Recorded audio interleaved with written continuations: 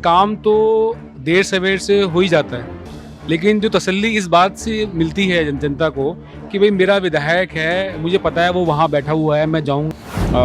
हमारे अंडर में दिल्ली गवर्नमेंट के अंदर नहीं आते हैं, जैसे दिल्ली पुलिस है, डीडीए है, लैंड है, तो उसमें समस्या आती है।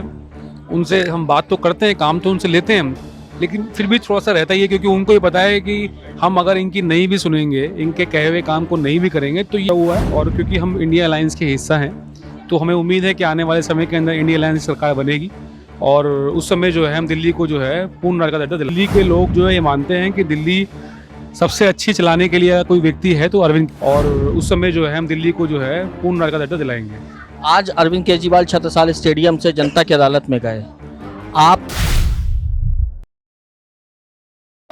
प्रजाहित न्यूज़ चैनल पर आपका स्वागत है और आज हमारे साथ हैं करोल बाग विधानसभा क्षेत्र के विधायक श्री विशेष रवि जी। अपने नाम की तरह ये विशेष हैं।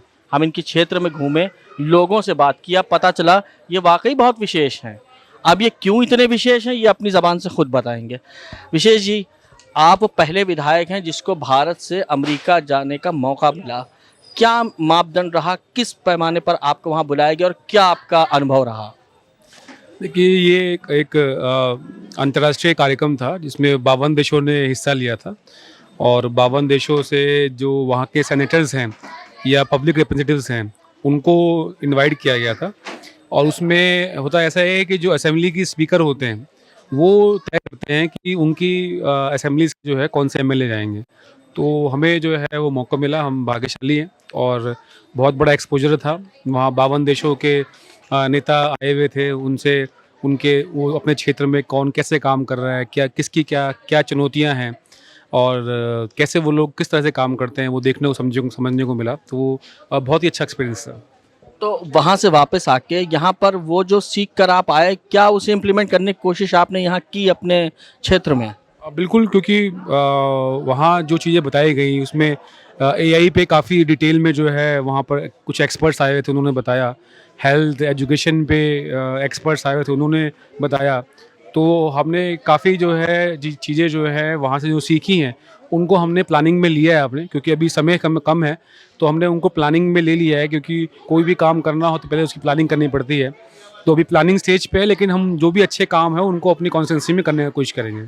आपको सर्वश्रेष्ठ विधायक का भी खिताब हासिल हुआ है। आपके कार्य करने का जो मापदंड है वो बाकी विधायकों से अलग है। ऐसी कार्यशैली कहाँ से आपको आई? इसमें यही है कि हम ईमानदारी से काम करने की कोशिश करते हैं। जो परमात्मा ने हमें ये पद दिया है, कुर्सी दी है, हमें मानते हैं कि ये बहुत ही जो है क्या नाम है, कम लोगों को ऐसा मौका मिलता है। दिल्ली में 2 करोड़ की जनता है, 2 करोड़ में से 70 एमएलए चुने जाते हैं, उसमें से ये कम है। तो बिना परमात्मा के आशीर्वाद को संभव नहीं है। तो उसी भाव से हम करते हैं कि परमात्मा ने इतना बड़ा काम हमको दिया है तो उसे हमें जो अच्छे से करना चाहिए। और दूसरा, हम अपने माता पिता और जो पूर्वज हैं उनके मान सम्मान के लिए काम करते करते हैं। विधायक जी, इस दिल्ली में ही आप का जन्म हुआ और यहीं क्षेत्र में आप रहे हमेशा से।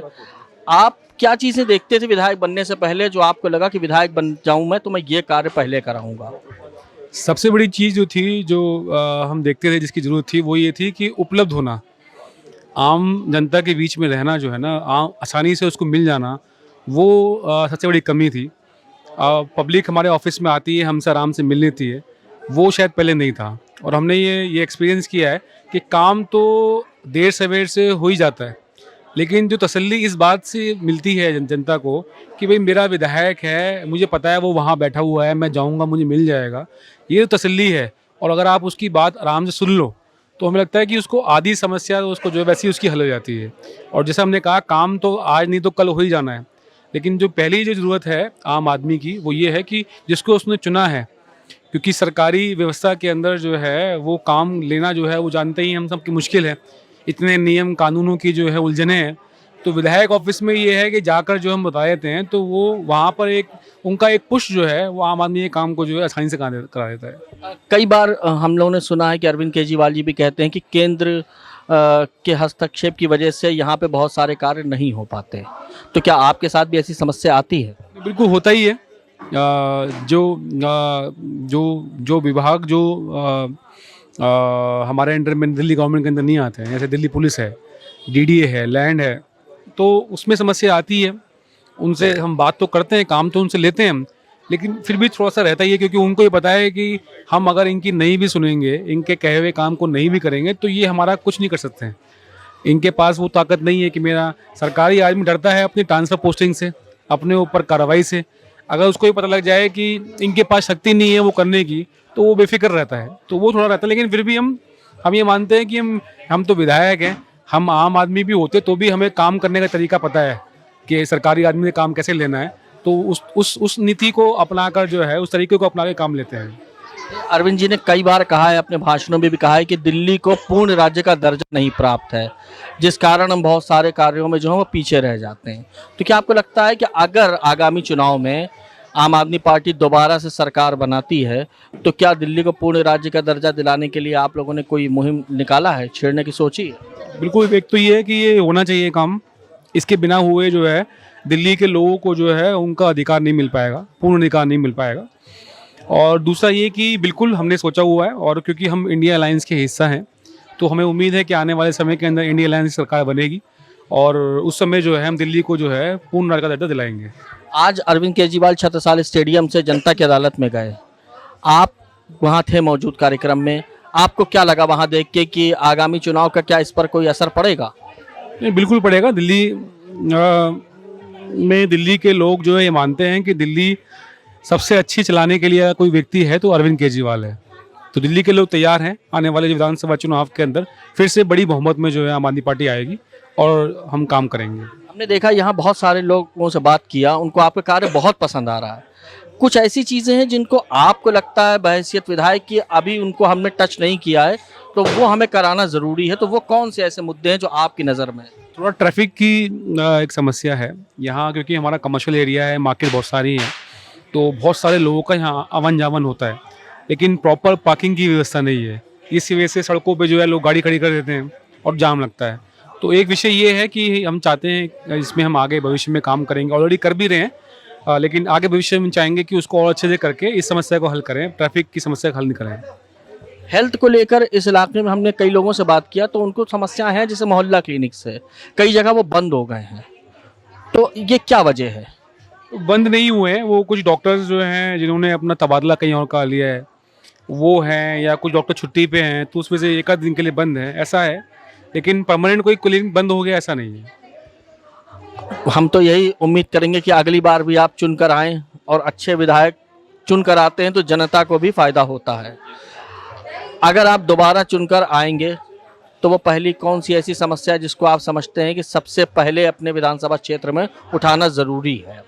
पानी हमारे क्षेत्र में एक समस्या है, और क्योंकि दिल्ली आप जानते हैं कि सारा जो है वो हरियाणा के ऊपर जो है पानी का सिस्टम हमारा बना हुआ है, और हालांकि दिल्ली सरकार हम काफ़ी सारे हम काम कर रहे हैं। अभी क्या है कि हमारा पानी का नेटवर्क जो है बहुत पुराना है, जहाँ से हमें पानी मिलता है, चंद्रावल प्लांट से पानी मिलता है, वो जो सिस्टम है वो है 50 साल पुराना। वहाँ से 5 लाइन निकली हुई हैं, और वो आसपास की 8-10 विधानसभाओं में फैली हुई है। अब उन 5-6 लाइनों में से किसी भी दिन किसी भी लाइन में कोई फॉल्ट होता है तो हमारा प्लांट बंद हो जाता है, और जब प्लांट बंद होता है तो हमारे यहाँ पर 1, 2, 3 दिन पानी बंद हो जाता है। तो ये बहुत बड़ा चैलेंज है। तो सबसे पहले जो हमारा काम चल रहा है, हमारा टारगेट है, वो ये है कि उन सारी लाइनों को प्लांट से जो है अलग अलग किया जाए, और उसका ये जो लाभ होगा वो ये है कि अगर मान लीजिए किसी एक लाइन में दिक्कत है तो बाकी जो 4 लाइनें हैं उनको बंद करने की ज़रूरत नहीं है। जो 5 लाइनों का नेटवर्क है वो बहुत पुराना है, और समय समय पे किसी ना किसी लाइन में कुछ ना कुछ दिक्कत होती रहती है। तो जब भी कोई लाइन को हम बंद करते हैं तो उससे जो है हमारे क्षेत्र ही बंद हो जाता है।